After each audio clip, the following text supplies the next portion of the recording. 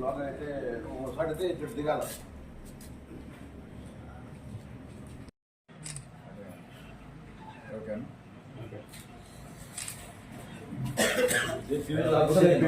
మాది శ్రీకాళహస్తి.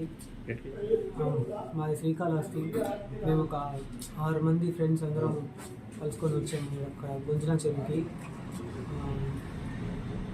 చెరువు దగ్గరికి వెళ్ళాము, బైక్స్లోనే వెళ్ళాము, అందరము వెళ్ళాము, ఇంకా మునిగినాము. కానీ లోతు ఎక్కువ వల్ల కాల్ చెప్పి చిన్న లోతు లాంటి దాంతో అబ్బాయి మునిగిపోయాడు. అప్పటికి బయటికి తీసాడు, కాకపోతే కొంచెం లేట్ అయిపోయింది, 3 minutes పైన.